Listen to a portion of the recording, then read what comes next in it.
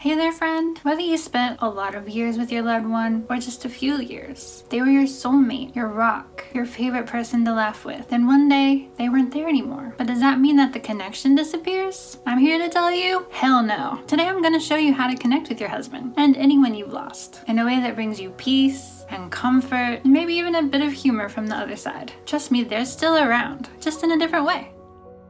Alright, let's dive into something that I'm really excited to talk about. How to connect with your loved one through signs. Now, in my last video, I talked about all the different types of signs that you receive. But this one is more about the ways of using them to connect. And it's not through the grand, over-the-top signs that you've seen in the movies. No, I'm talking about the everyday little nudges that your loved one sends you. And trust me, they're more common than you think. James von Praagh, one of the world's most renowned spiritual mediums, and one of my teachers, teaches that spirit often communicates through subtle signs that can seem completely ordinary at first glance. But when you look closely, they're full of meaning. So let's see how you can tune into that language. When a loved one passes, they don't just disappear in thin air. Their energy is still very much alive and very much around us, but in a different form. And just like we communicate with words and energy, they communicate with energy through symbols, sounds, and feelings. So it's important to remain open and receptive, and most importantly, be aware of the signs you're already receiving. If you're looking, you will find them. Let's try something together. This is a simple way to tune into the energy of your loved one, and I promise you, it can be surprisingly effective. Don't worry, you won't need to suddenly develop mediumship skills to make this work. The most important thing is to trust the subtle messages that you may already be getting. Okay, so the first step is to get comfortable. Find a quiet space where you won't be interrupted for just a few minutes. Sit comfortably with your feet flat on the floor, your hands resting in your lap, and take a deep breath in.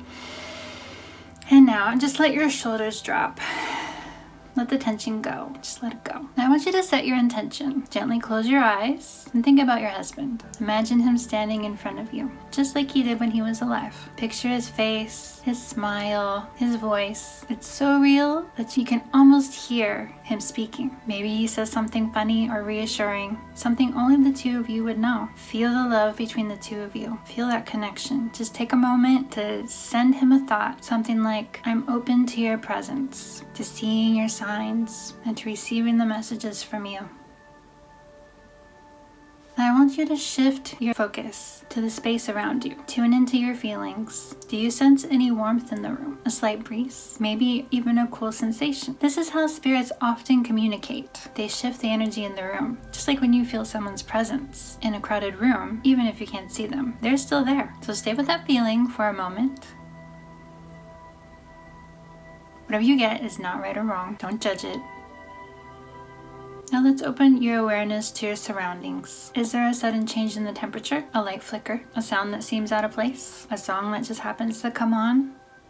Spirits often communicate with little things. Things we might brush off as a coincidence if we're not paying attention. But if something catches your attention, no matter how small, don't dismiss it. Just pause and ask yourself, could this be a sign from my husband or loved one? Is this his way of reaching out? And you'll get this knowing. You'll know it's from them. And also, trust what you feel. You may not get anything right away, and that's okay too. That's not wrong. You may not get an immediate grand revelation. It's totally okay, and that happens a lot. What's important is that you trust your knowing. Trust what you get. If something feels light and true for you, it's because it is. It's not random. It's not wrong because someone else experiences something different than you. It's just different. It's different for everyone. Whatever fits for you and what you know to be true, you've got to trust it. It's your husband communicating with you in a way that you will understand. Now take a moment to thank your loved one for connecting with you and let them know how much you love them and that you will happily connect with them again anytime.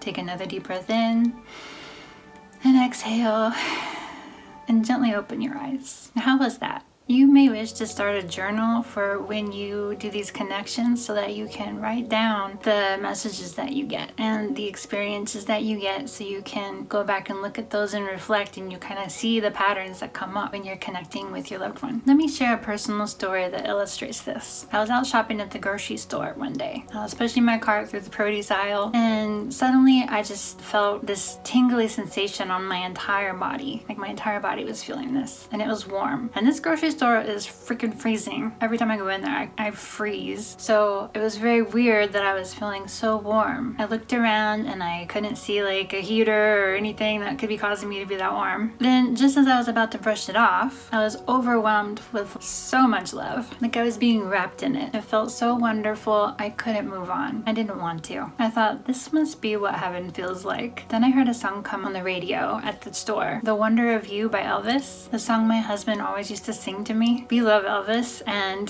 he told me that when we were apart, this song always made him think of me whenever it came on his iPod. And it always makes me think of him whenever I hear it too. It was a subtle sign, but it meant everything. And I felt that deep in my heart. It was my husband's way of saying, I'm still here. I'm still with you and I love you. And when I allowed myself to feel that deep connection, I was overwhelmed with so much love and so much peace. I will never forget it. So what's the takeaway from all of this? It's spirit connection through energy. And the more you tune into the little nudges, the more you'll be able to recognize them. Whether it's a song, a fleeting thought, or an odd sensation, trust it. The more you open yourself up to receiving these signs, the more you'll begin to notice them. It's like having a conversation with someone, but instead of words, it's through feelings, energy, and signs that only the two of you would understand.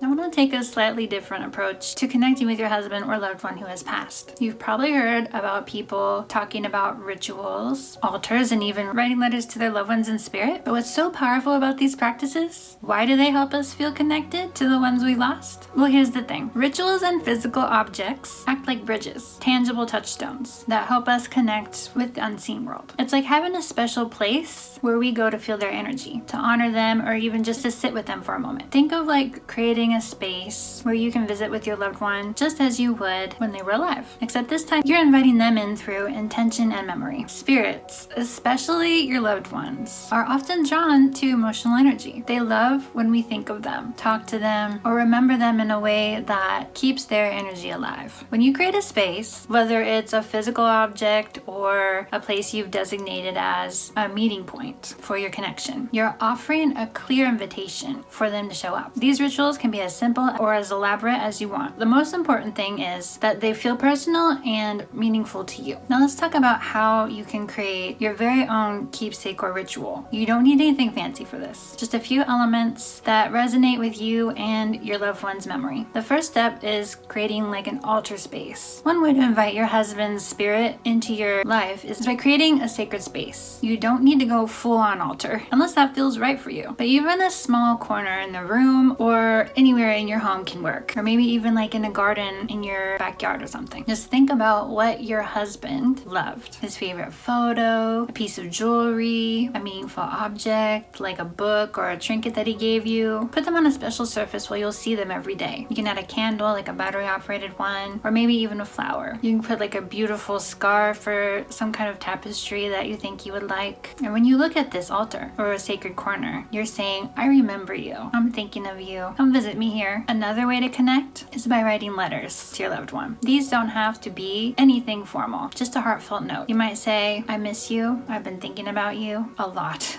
Or even you can ask for a little guidance. I'm struggling with this situation and I could really use a sign from you. Some people even write to their loved ones every day, pouring out their thoughts and everything that they would tell them like they would if they were alive. Like, how was your day? You just write everything that happened. So it's like telling him how your day was in a way that feels very personal and comforting to you. After all, they were always your confidant when they were here. So why not continue that relationship in spirit? And hey, if you're worried about if they'll hear you, remember it's more about what you feel in the process than what you say. Writing is a powerful emotional release. When you're writing to them, it's common to get answers or replies that come to you as thoughts, feelings, seemingly random words or images might pop up too. So be aware of that. And you can also practice writing what comes to you as well. Just let it flow out of you. Don't think about it. Even if it doesn't make sense, when you read it later, you will get the message. And you may also notice that your handwriting is different too. Another thing you can do is use like a small object as a connection point. Sometimes it's the smallest of things that carry the most significance. If your husband had like a favorite watch or a ring or a keychain, maybe you use into crystals and you liked a crystal, use that object as a tangible connection. You can hold it in your hand and when you think of him, or keep it in a place where you'll see it often. Whenever whenever you touch that object, you might feel his presence, remember him fondly, or receive a little intuitive nudge. Some people even take a walk with a special object or wear it as a way to feel close to them in the physical world, while also honoring them spiritually. One of the ways that I feel my husband is when I pick up his guitar. He has many guitars and he was a musician, and he would practice every day, so the house was always full of music. So since he passed, I have all these guitars, right? He was teaching me chords before he passed, but I had a hard time on my own.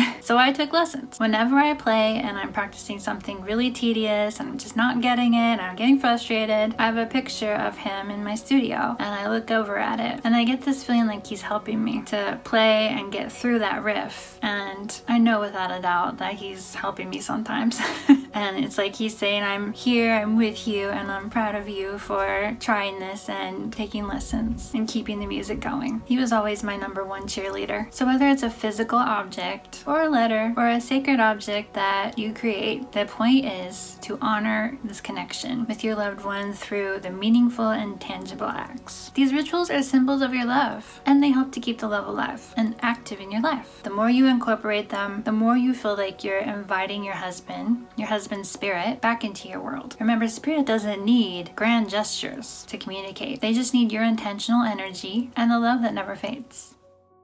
Alright, in this chapter, we're going to dive into a more interactive way of connecting with your loved ones in spirit. If you've ever felt like there's something more out there, some energy or presence that's just waiting for you to acknowledge it, then this is for you. Shannon O'Hara's method from the book Talk to the Entities is all about asking questions and receiving answers through the energies around you, whether it's your loved one in spirit or even in the world. She teaches that spirits communicate through energy, and you don't need to wait for something big to happen. By becoming aware of the energy that they bring, you can literally start talking to them like they're still right here with you. Now, I know this may sound a little bit different from the previous signs that I talked about, but stick with me, because this is about opening your awareness and having a connection and a conversation that feels real and natural. The key here is that you don't need a special medium to ask them to show up or a quiet space to connect with your loved ones. You simply need to be willing to ask questions and listen to the energy that shows up. It's like tuning into a radio station. Sometimes you just have to adjust the dial to get the station to come in really clear. That's a clear signal. In this case, the signal is the energy of your loved one. So how do you start talking to the energy of your loved one? The first step is to ask for their presence. Ask them to show up. Yes, it's that simple.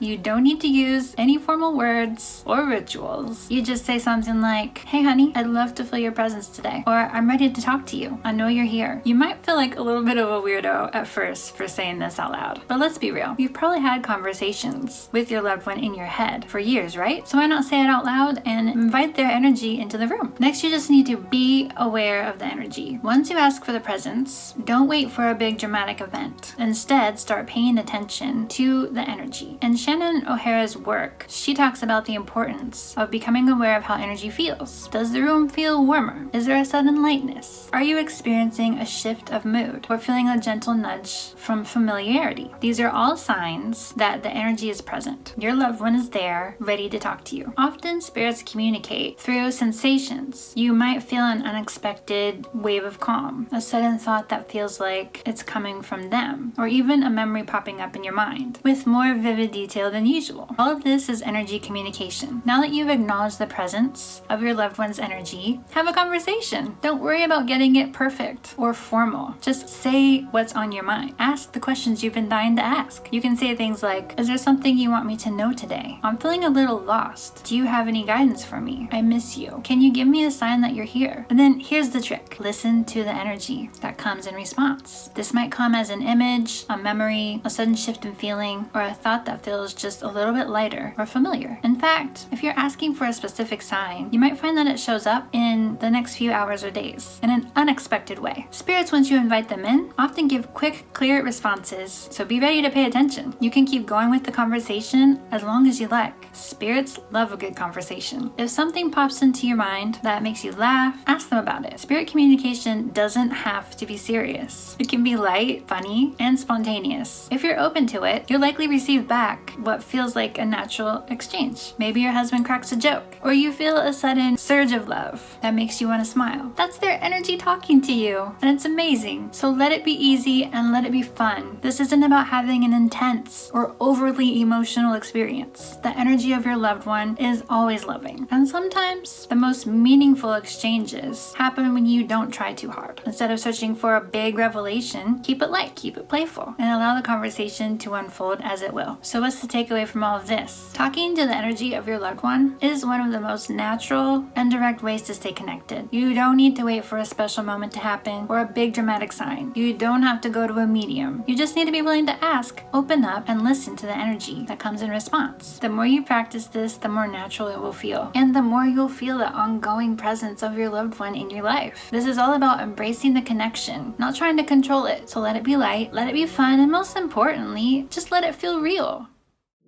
I hope these different ways of connecting with your loved one empowered you to feel a little bit closer to your loved one. These are what I use to connect with my husband. And I've tried a whole bunch of different ways. And so you will also find a whole bunch of different ways to connect and practice and try and just play with them and see what works best for you, okay? Everybody's connection is different, and whatever works for you, like, just use that. You can use as many ways as you want. The whole point is they're here to connect with you still, okay? That's the whole point. I wanted to give you many different ways to experience and practice and try. So remember, they are always around. Sometimes we just need to get present and tune into their love. If you've had any experiences that helped you connect, I'd love to hear about them in the comments. Let's support each other in keeping their love alive, even after they're gone. And hey, if you liked this video, don't forget to hit that like button, subscribe, and share it with someone who might need to hear this message today. Until next time, remember, love doesn't end. It just changes form. Keep your heart open, keep shining bright, and I'll see you soon. Bye!